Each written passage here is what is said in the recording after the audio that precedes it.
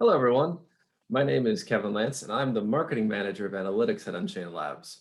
I'll be your moderator today, and I want to thank you for joining us. We will have a Q&A session at the end of the presentation, and so to ask questions, all you have to do is click on the Q&A button in the Zoom navigation bar at the top or the bottom of your screen and type in your question. When submitting a question, please avoid clicking the anonymous button so that way we can reach out to you via email if we aren't able to get to your question during today's event. And we will get to them as many as we can. And now I'd like to introduce Nellis Dennis, the product manager for Stunner and Lunatic at Unchained Labs. Today, Nellis will walk us through Stunner's new features, which finally allow researchers to quickly quantify payload and get sizing data for any nanoparticle in a high throughput and non-destructive manner. And now I'll hand it over to Nellis. Good morning and good evening, Nellis. Thank you.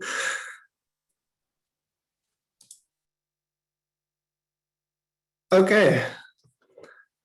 I'm sure everyone knows the famous phrase, life is like a box of chocolates. You never know what you're going to get, from the movie Forrest Gump. And he's exactly right. Without biting them open, there's really not a way to know what is inside.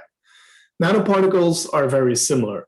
Once made, you know what you want to be in there, but it's difficult to know if it's actually present and what its concentration is without breaking them down. So nanoparticles are booming, and they come in a lot of different forms. There are liposomes, lipid nanoparticles, solid lipid nanoparticles, lipid nanoemulsions, polymeric nanocarriers, and many, many more. Particles with their own unique tweak and proprietary content for many different applications. In gene therapy, for example, cancer treatment, vaccine development, and other biopharma. Now, one of the reasons of this abundance of options is the fact that a variety of payloads can actually be encapsulated. Of course, making nanomedicine and nanoparticles an option in a lot of areas. Payload can be RNA, but also DNA, protein, or practically any other active pharmaceutical ingredient. And then you can even have a range of options for each category. You can have for RNA, you can have small interfering RNA and mRNA and all sorts of things. So next to that, there are a lot of properties that are important during development of nanoparticles. What particle shape you want and what size they should have, which lipids or other components will be used, and in which ratios. Choosing your API payload, choosing potential surfactants, what charge the particle should have, in which buffer and which pH it should be in. But now once the particle is made, two additional important questions come up as well. What is my particle's payload concentration, and does it actually have the size I want it to have? Nanoparticle size is critical for the performance of a successful drug. So when you've got lots of buffers, formulations, and RNA or other payload constructs to test, you want to be gathering size data on everything. Now, Stunner tackles these two questions simultaneously. With our new nanoparticle applications, Stunner will deliver low-volume, high-throughput DLS without the need for dilutions to get the size and PDI data you need. On the same 2 microliter sample, Stunner will quantify your total payload concentration, whether it's RNA, DNA, protein, or another API, without the need for any reagents, standard, or dyes. And it also quantifies turbidity. All this is done in a 96-well plate-based format that powers high-throughput analysis for nanoparticle samples fresh out of mixing. How the Stunner does it all? Stunner contains 2 technologies to read each sample. UVVis for concentration and DLS for sizing. So you simply add in your 2 microliter of your nanoparticle sample into the input well, and it's pulled into our microfluidic reservoir. At this step, the sample can sit up for 2 hours before reading with no evaporation. And after the plate is loaded into the instrument, the circuit is read first when it's empty, and that will remove any absorbance contribution from the plastic. And then a pump will apply a small vacuum, which moves the sample into the microcuvettes to be read. Because our circuits has fixed path lengths, it can make very precise and accurate reads.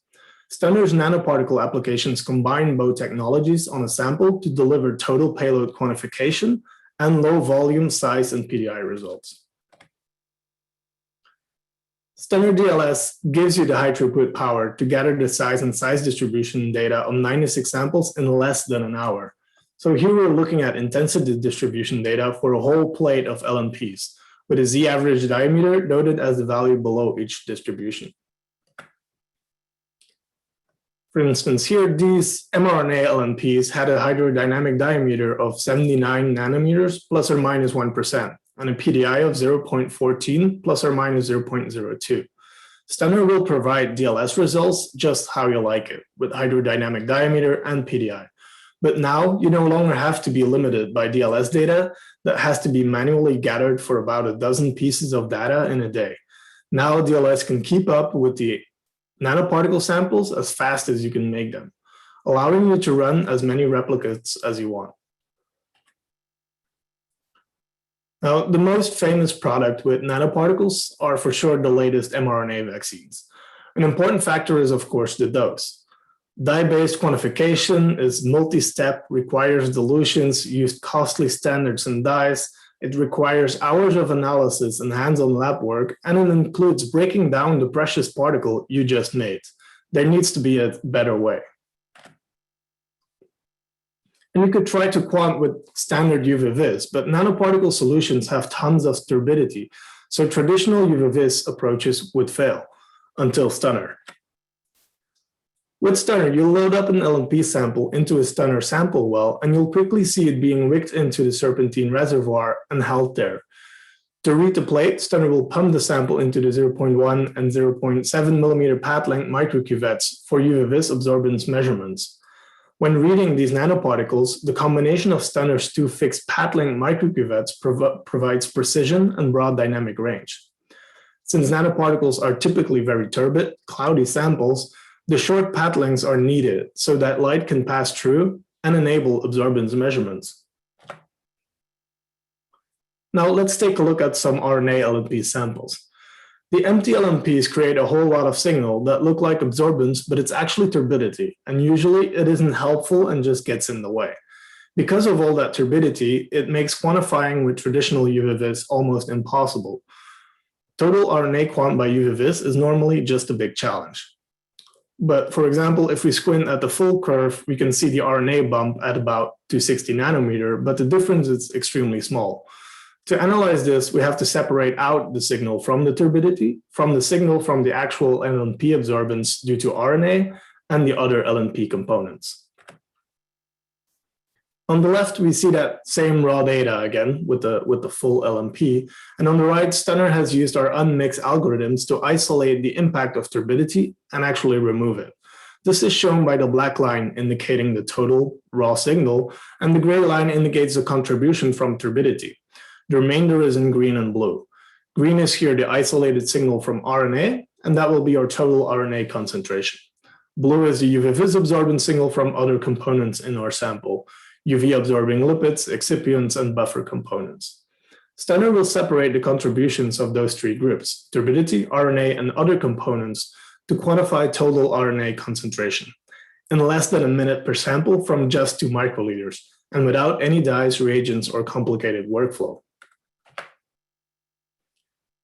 Stunner's RNA concentrations agree closely with the total mRNA concentration determined by Ribogreen. A twofold dilution series of Firefly luciferase mRNA LNPs showed highly linear results down to 1.2 micrograms per milliliter. And the error bars here are plus or minus 1 standard deviation. So as mentioned, Stunner lets you run 96 samples in an hour. Here you can see 96 replicates of RNA LNP, where the green is the RNA concentration, which is also mentioned below the graphs, and gray is the turbidity signal. The coefficient of variation is a spectacular 1.54% over these 96 complicated samples. Now, RNA LNPs are, of course, not the only nanoparticles out there. As mentioned in the very start, nanomedicines have a broad area of applications. So let's take a look at some other potential payloads. While developing the perfect RNA or DNA nanoparticle, checking the effect of nitrogen to phosphate ratios is an important parameter. This ratio is a combination of the nitrogen found in the lipid formulation versus the phosphate from the sugar phosphate, DNA, or RNA backbone. In the following experiment, different DNA LNP formulations were tested. We kept the lipids and so the nitrogen at the same concentration, and we decrease the DNA, and so the phosphate concentration twofold and fivefold, giving us NP ratios of 5, 10, and 50. Our 3 different NP samples were run in quadruplicate on Stunner, and immediately quant and size data was delivered. On the left, we see the decreasing DNA concentrations, and on the right, the Z-average diameter for each formulation. Stunner can help you screen your formulations and speed up your search for the best NP ratio.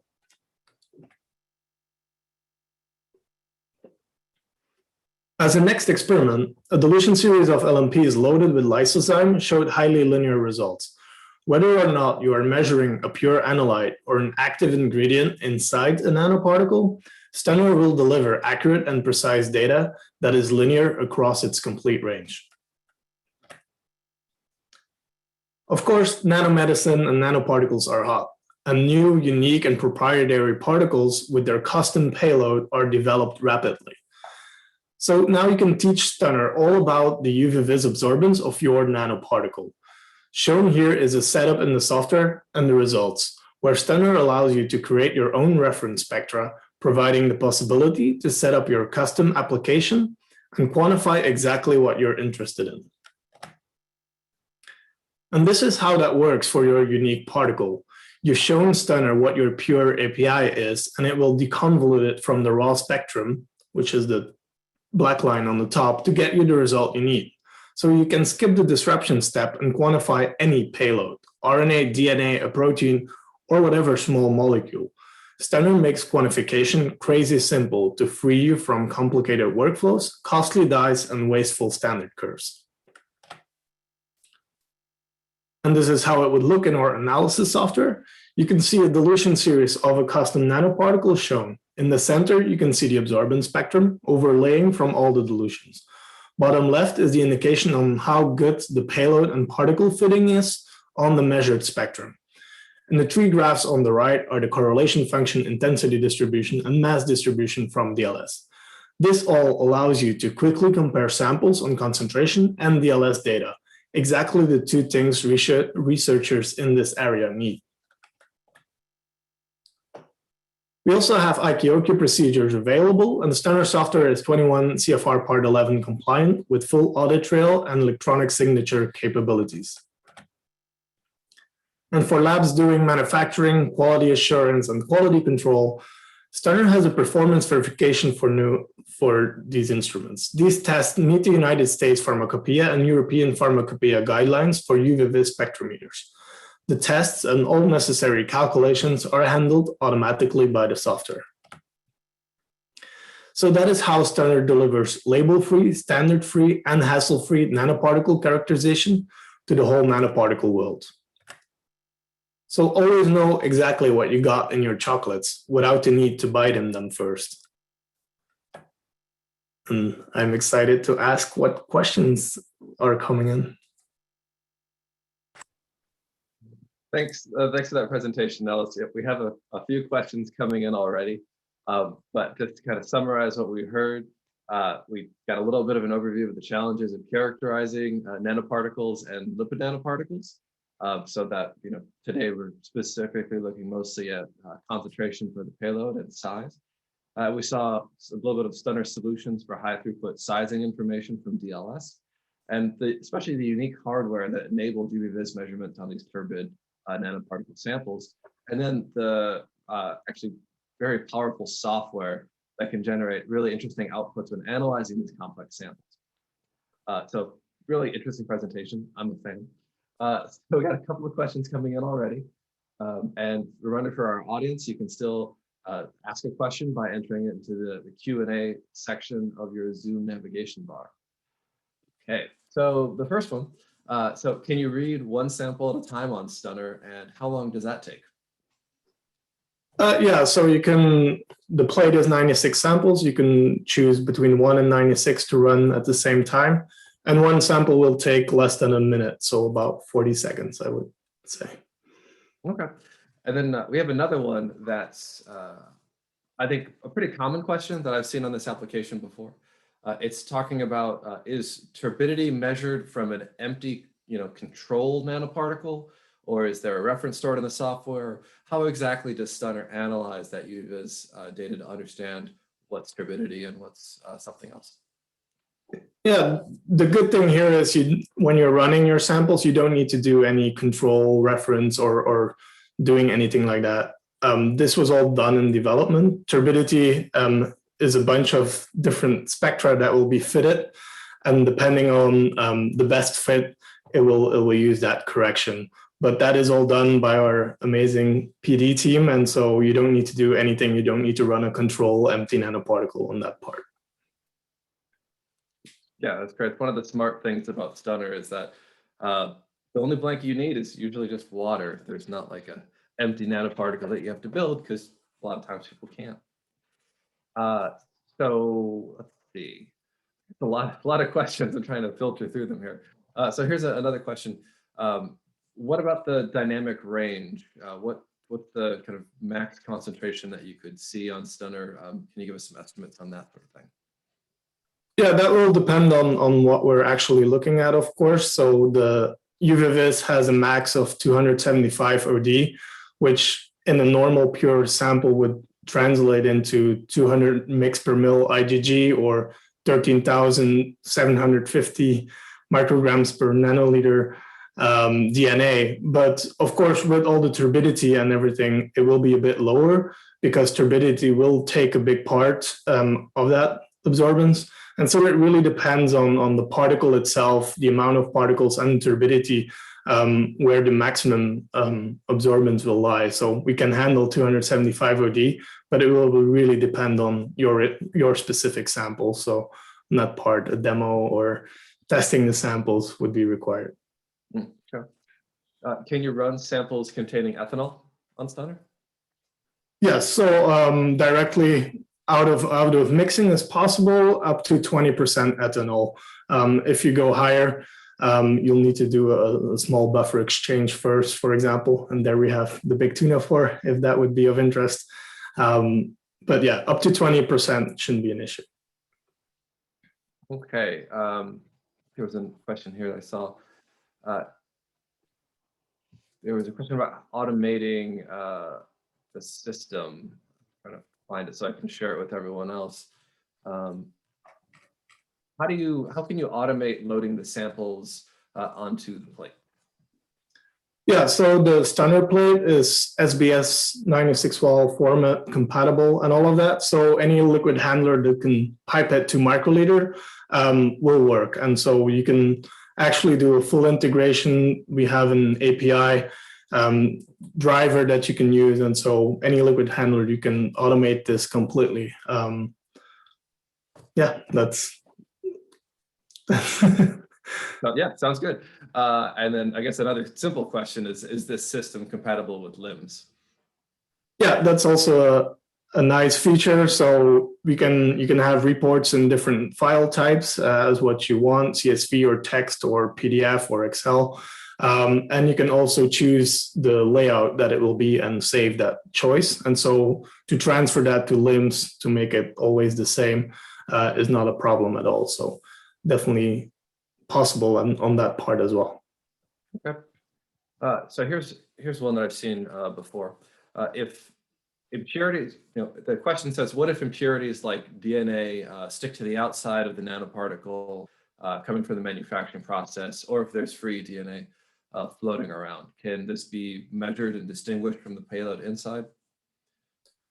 No, so we'll measure the particle on its complete or the sample on its complete. So we can't differentiate between what is inside or outside your particle. But if, for example, there would be DNA and protein in your particle, you have the ability to let the system know, and then it will nicely deconvolute the amount of DNA there. And you could also know the amount of protein there and go from there. But we can't see what's inside or outside. That's not possible. Yeah. So it's all about like the total amount there, but it does make it a lot easier to get the total amount, and you can get the external amount by orthogonal methods. Great. So if someone has a proprietary vector kind of customized, it sounds like, can you talk about how Stunner might work on that sort of vector or nanoparticle? Yes, definitely. So now everything is evolving very quickly, so it's not possible to predict what everyone will do. So now Stunner has the capability to learn from you. So you can measure up your sample and say, okay, this is my sample and this is what is inside, and then Stunner will deconvolute that for you. So even if it's proprietary or not, you don't always need to let the system know everything about it or sequences. You can just measure it, and then with the spectra, Stunner can continue. The other part is also possible. If you just have the sequences, Stunner can predict certain spectra for you and do the deconvolution that way. So there's a lot of options, and basically, as long as it absorbs, we can run it and we can quantify it for you. Okay. Let's see. Is it possible to control the duration of data collection? And I'm assuming this question is specific for DLS data collection. Can you adjust? Specifically, can you increase it? Is what the question says. Yeah. So for DLS, you can by default we use a 4x5 acquisition, but you can change that accordingly. So you can choose any combination possible there, up to 10 by 10. But of course, the moment you change the default, the experiment time will be longer. If you choose 10 by 10 seconds versus 4x5 seconds, it will be longer. But yes, you can change the acquisition time and the amount of acquisitions. Okay. So there's another question that came through the chat, so I can't share it through the Q&A. Is there a need to use standards for kind of optimizing this for nanoparticle quant? No, so that's also a great feature. So you don't need to use any standards. You just measure what you have, and Stunner will give you the output concentration-wise. If you, for example, don't have full-length RNA, but you have rather an oligo, then you'll need to let the system know, and there will be adjustments in the concentration calculation, but you don't need to additionally run a standard along. So no standards. Standard free, part of being hassle free. Yeah. So there's another question. We talked a little bit earlier about the maximum concentration in the dynamic range. This question is asking what's the minimum amount of protein in this case, but the lower limit of quantification that you can measure on Stunner. Oh yeah, so the lower limit on UVVis is 0.03 OD. So that would translate in 1.5 nanograms per microliter DNA, or about 0.02 milligrams per ml IgG. Again, if there's a lot of turbidity and all, ideally it would be a bit higher because we need to be able to deconvolute the turbidity from the rest. So anything starting from a half to 1 OD should be fine on that part. Okay. There's a question here that asks, what is the best parameter to measure for reporting results? And it's the kind of purpose for DLS and what is the acceptance criteria. So I think what that question is asking is, when you're looking at DLS results, what parameters would you focus on for nanoparticle size, and maybe what kind of sizes might you look for? Yeah, so it's very hard on DLS because you get multiple things, so you can look at it in multiple ways. Overall, I would say look at your Z average diameter and your PDI, but also to the mean diameter of your particle.